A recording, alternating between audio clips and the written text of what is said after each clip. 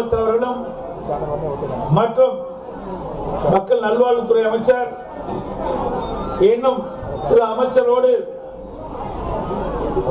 சுகாதாரத்துறையுடைய செயலாளர் உட்பட பல்வேறு அதிகாரிகள் அந்த நிகழ்ச்சியிலே பங்கு பெற்று சென்னையிலே முதற்கட்டமாக துவக்கி வைத்தோம்.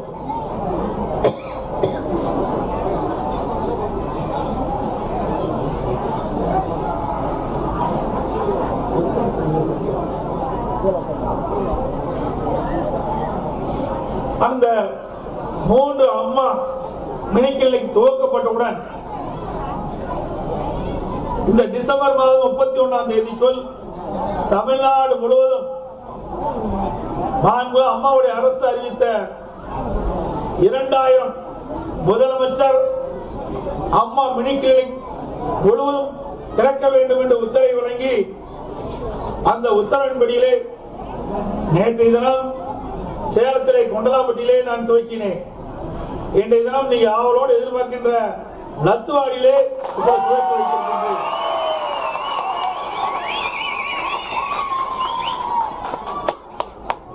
கிராமத்திலே வாழ்கின்ற மக்கள்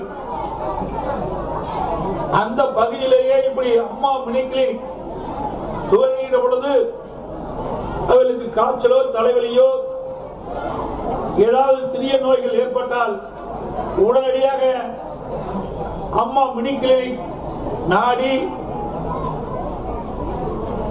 தங்களுடைய நோயை போக்கிக் கொள்வதற்கு இங்கேயே ஒரு MBBS டாக்டர், ஒரு செவிலியர், ஒரு உதவியாளர் காலை 8 மணி முதல் மதியம் 12 மணி வரை இங்கேயே இருந்து வருகின்ற நோயாளிகளுக்கு பரிசோதனை செஞ்சு உரிய மருத்துவ சிகிச்சை அளிப்பார். அதே போல மாலையிலே 4 முதல் 7 மணி வரை இதே மருத்துவமனையில் இருந்து வருகின்ற நோயாளிகளை பரிசோதனை செய்து உரிய சிகிச்சை அளிப்பார். ஆரம்ப சுகாதார நிலையத்தில் என்னென்ன மருந்துகள் இருக்கின்றதோ அதே மருந்துகள் அத்தனையும் அம்மா மினி கிளினிக்கிலும் வைக்க வேண்டும் என்ற உத்தரவு வழங்கப்பட்டிருந்தோம். கிராமத்திலே வாழ்கின்ற மக்கள், குறிப்பாக ஏழை எளிய மக்கள் அதிகமாக நிறைந்த பகுதியிலே இந்த அம்மா மினி கிளினிக் துவங்க வேண்டும் என்று உத்தரவை வழங்கியிருக்கின்றோம்.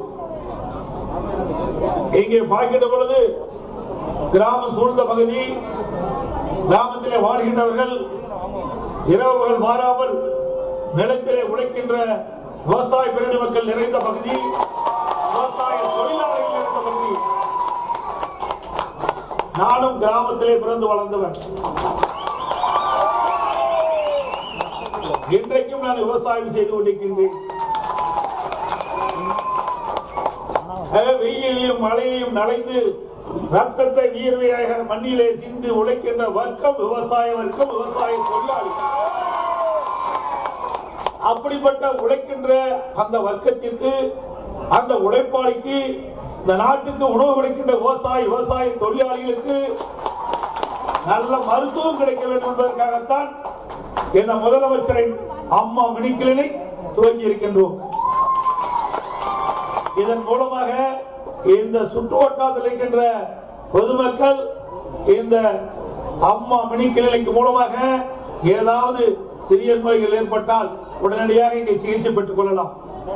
இதற்கு மேல் அறுவை சிகிச்சை செய்ய வேண்டிய ஒரு சூழ்நிலை ஏற்பட்டால் இங்க இருக்கின்ற மருத்துவர்கள் பரிசோதனை செய்து அவர்கள் தாலுகா மருத்துவமனைக்கோ அல்லது சேலத்தில் இருக்கின்ற நம்முடைய அரசு மருத்துவமனைக்கு அனுப்பி அங்கே அவர்களுக்கு உரிய சிகிச்சை அளித்து குணமடைய செய்வோம்.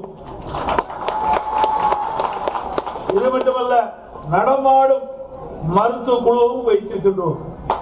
எங்கெல்லாம் நோய் அதிகமாக இருக்கின்றது என்று கண்டறிந்தால் அந்த கிராமத்திற்கு உடனடியாக அந்த மருத்துவ குழு சென்று அவர்களுக்கு உரிய சிகிச்சை அளித்து குணமடைய செய்யக்கூடிய நிலையை அம்மாவுடைய அரசு தான் உருவாக்கி தந்திருக்கின்றோம்.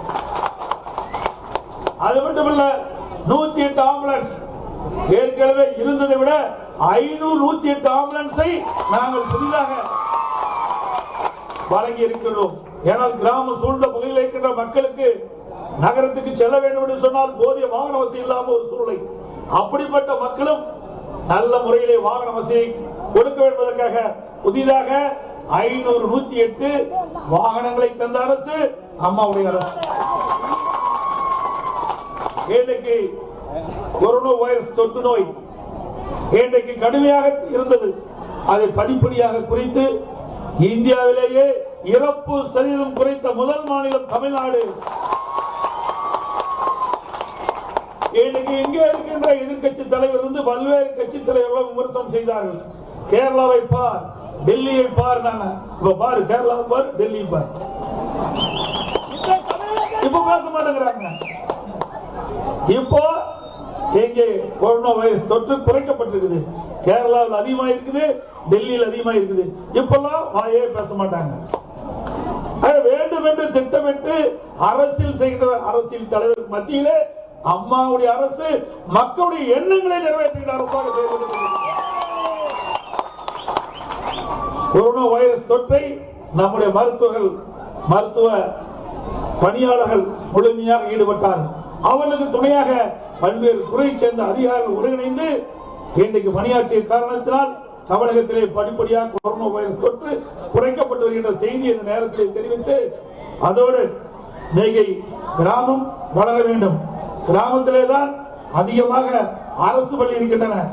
அந்த அரசு பள்ளியிலே படிக்கின்ற மாணவர்கள் தமிழகத்திலே 41% இருக்கின்றார்கள். 41% படிக்கின்ற அரசு பள்ளியிலே படிக்கின்ற மாணவர்கள் வெறும் 6 பேர் தான் நீட் தேர்வில் தேர்ச்சி பெற்றாங்க.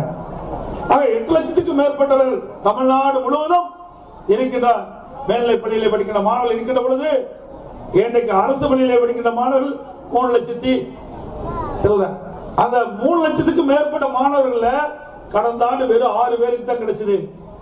இந்த ஆண்டு அம்மாவுடைய அரசு கிராமத்தில் இருக்கின்ற அந்த குடும்பத்தில் பிறந்த ஏழை எளிய மாணவி அரசு பள்ளியிலே படித்துக் கொண்டிருக்கின்றார்கள். அவருடைய கனவு மருத்துவராக வேண்டும். ஆனால் பகல் கனவாக இருந்து கொண்டிருந்தது. அந்த பகல் கனவை நனவாக்க வேண்டும் என்பதற்காக எங்களுடைய அரசு உள் ஒதுக்கீடு மூலமாக 7.5% உள் ஒதுக்கீடை செய்து அதன் மூலமாக இந்த ஆண்டு 313 பேர் அரசு பள்ளியிலே படித்த மாணவர்கள் MBBS மருத்துவர்களாக சேருவதற்கு இன்றைக்கு இடம் கிடைத்திருக்கிறது. இது வரலாற்று சாதனை. இதற்கு முந்தி நீட் தேர்வு திராவிட முன்னேற்ற கழகம் கொண்டு வந்த திட்டம். அப்பொழுது 40 பேர் தான் மருத்துவத்துக்கு போயிட்டு இருந்தாங்க. மருத்துவ MBBS சீட் கிடைச்சது வெறும் 40 பேருக்கு தான். 41% படிக்கின்ற மாணவர்களுக்கு வெறும் 40% தான் கிடைச்சது. நீட் தேர்வுக்கு முன்பு திராவிட முன்னேற்ற கழக ஆட்சியில என்ட்ரன்ஸ் டெஸ்ட் கொண்டாந்தாங்க. அப்போ 40 பேருக்கு தான் கிடைச்சது.